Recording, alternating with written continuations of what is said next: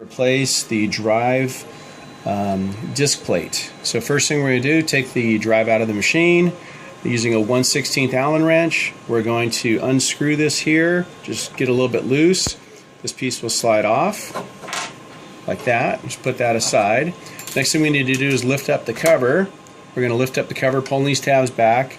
We're going to take this Q-tip, we're going to put it like right here and then right there, and that'll keep this out of the way so we can work on the drive. Next thing we want to do is we want to remove this screw. So we're going to remove that screw there, put that to the back so we remember where it was, where it goes to. Okay, and then next you're going to have to like focus in on this screw right here. So there's a screw right here.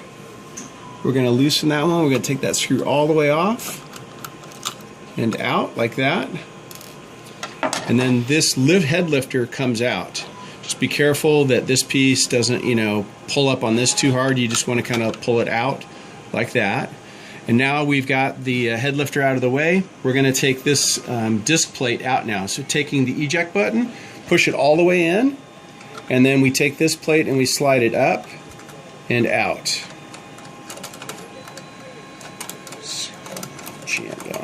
There we go. And when you take it out, it's got these little sleeves, these little bearing sleeves. Just make sure they stay on there.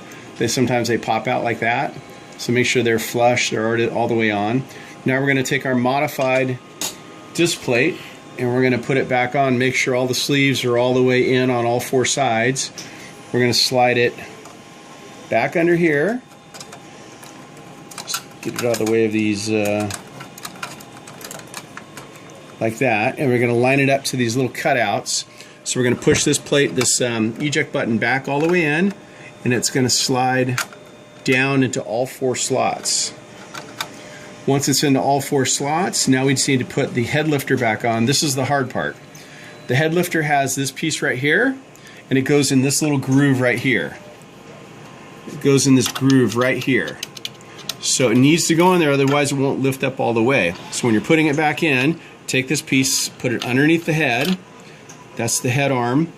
And then that piece I was telling you about, it's got to be in that little slot. And when it's in that little slot, you kind of slide it back and down. And then, let's see, it kind of popped out. Slide it back and down, and it's in place. You'll see those two little pins right there. There's a pin and a pin. That's lining it up. We know it's in place now. Now we're going to take our screw, we'll put it back in place like that, holding it down, and we'll take our screw and we're going to put it back in here.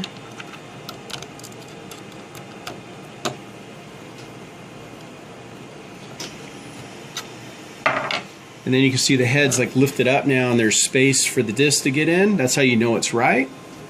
Okay, and then this piece we're going to go ahead and screw back in here.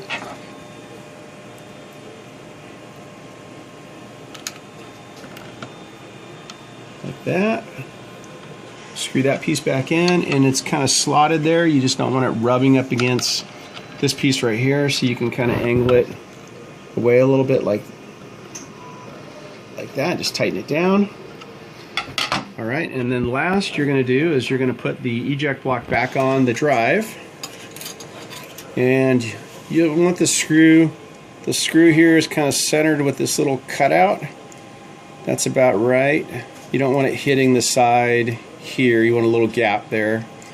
And so we're just going to take that and we're going to get it nice and tight.